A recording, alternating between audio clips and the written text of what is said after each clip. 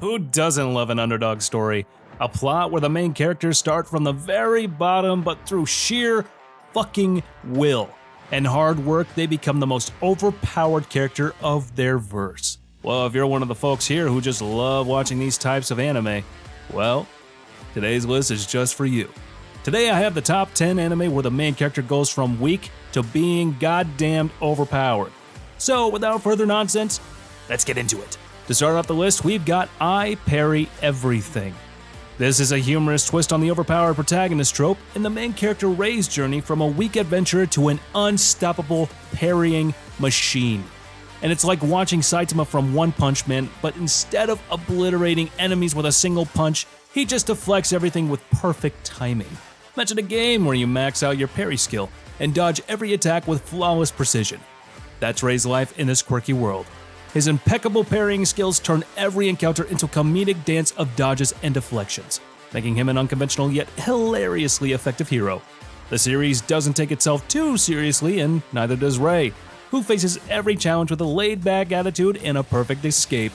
His journey from a struggling adventurer to a legend known for deflecting everything that is thrown at him is as entertaining as it is completely fucking ridiculous. The show's lighthearted approach and focus on Rei's unique talent make it a fun watch, so be sure to give this one a try. Then at number 9 we have Bento. Bento is the enemy that turns the mundane into the extraordinary. In a world where grocery store bento boxes are worth fighting for, Yo Sato, our main character, finds himself in the middle of a nightly brawl for discounted meals. His transformation from an average high schooler to a fierce quote-unquote wolves warrior is as a ridiculous thought as it is thrilling. Imagine they're like Kenshiro from Fist of the North Star, and I really doubt that you've watched that show, but anywho, they're fighting not for just survival, but for the last piece of sushi. It's absurdly hilarious, and not to mention completely action-packed. The stakes are low, but the intensity is through the fucking roof, as the main character and his fellow bento brawlers engage in epic battles that would make even Street Fighter envious. With each clash over the half-priced goodies, the main character hones his skills and rises through the ranks of the Supermarket Warriors. Well, that name really puts fear in my heart. Now, the series blends over-the-top action with a unique sense of humor, making every fight a spectacle and every meal a victory. And oh, so damn delicious. So watch it, you'll find it funny. Next up at number 8, we've got Hero Man. As weird as the name sounds, this show is created by the legendary Stan Lee and brings a unique blend of American superhero flair and Japanese anime style. Joey Jones, an ordinary boy with a heart of gold, finds himself at the center of epic battles when his broken toy transforms into the mighty Hero Man. Joey's transformation from a timid underdog to the pilot of a giant robot is like Simone's journey in Gurren Lagann, but with a bit more of a superhero twist. As Joey and Hero Man face off against alien invaders and other threats, their bond becomes the core of this action-packed adventure. Joey's growth is marked by his increasing confidence and bravery, turning from a boy who could barely stand up for himself to a hero who stands up for the world. The series is filled with explosive battles, emotional moments, and a lot of robot smackdowns. So if you like superhero stuff, give this one a try. Then at number 7, we have Black Summoner. Now, this is an exception because here the main character doesn't become the biggest gym freak, but rather gets his hand on the biggest cheat skill in his own verse. Get confused? Let me explain here for a moment. So our main character, Kelvin, gets isekai'd and wakes up in a new world with an absolute blank slate, but quickly rises to fame thanks to his summoning abilities. Imagine starting a new RPG and maxing out your character before the first boss fight. Well, that's the main character's journey in a nutshell. Armed with the power to summon mighty allies and gain skills rapidly, he transforms from an amnesiac nobody to an unstoppable fucking force. His progression gives solo leveling vibes, and not literally, but you get the vibe of him leveling up in a game, where every victory unlocks new potential in allies. Kelvin's strategic mind and relentless pursuit of strength makes his battles dynamic and exciting. The series balances intense action with moments of humor and friendship as Kelvin builds his party and faces even stronger foes. Each encounter showcases his tactical genius and growing might, making his ascent from a novice to a legendary summoner a thrilling adventure. Black Summoner delivers on the classic OP protagonist trope, but with a fresh twist, where the journey to become powerful is as engaging as the battles themselves. So give this one a try and you'll enjoy it. Probably. Then at number 6 we have The Hidden Dungeon Only I Can Enter. A delightful mix of RPG elements and harem antics, so here the main character, Noir, starts off as your average down-on-his-luck noble with no prospects. But his journey kicks off when he discovers a hidden dungeon that grants him incredible powers, like a video game cheat code come to life. Think of it as Kirito from SAO, but with a lot more fan service and reality-bending skills. Each trip into the dungeon equips him with new abilities that range from the absurd to the godlike, and he quickly goes from zero to hero.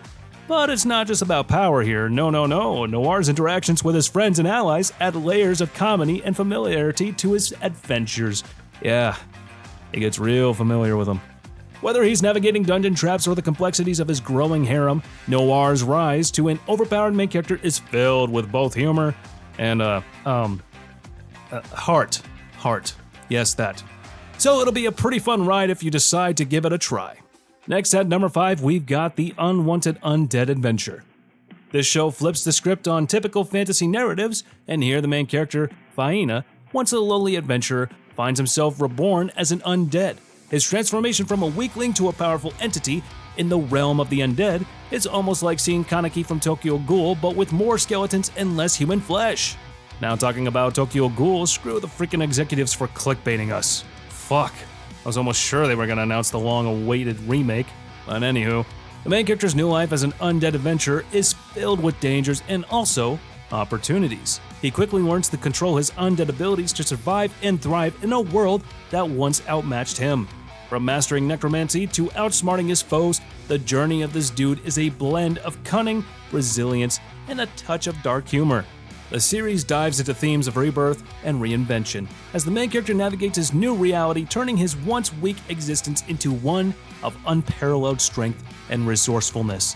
His rise from a forgotten adventurer to a formidable force in the world of the living and the dead is both captivating and eerie, making for an engaging watch. So if you haven't watched this show yet, be sure to give it a try. Then at number 4, we've got Mission Yozakura Family. So here in this one, Taiyo, the main character's life, takes a wild turn when he's thrust into the world of espionage after marrying the Yozakura family. And for those who don't know what espionage is, well, that's what Lloyd Forger does for a living. And if you don't know what Lloyd Forger does for a living, I don't know, get a fucking dictionary. Anyways, think of Taiyo as a mix between a confused civilian and a rookie James Bond. His transformation from a timid high school student to a capable operative is similar to seeing Deku from My Hero Academia go from quirkless to hero in training, but with more secretive gadgets and less of all-might fanboying. As he navigates his new family dynamic, he goes under rigorous training and missions that push him to his limits. The Yozakuras, each with their own unique skills and quirks, become his mentors and allies. Now, Taiyo's growth is hilarious, but also quite impressive, as he goes from dodging bullets to disarming bombs with finesse.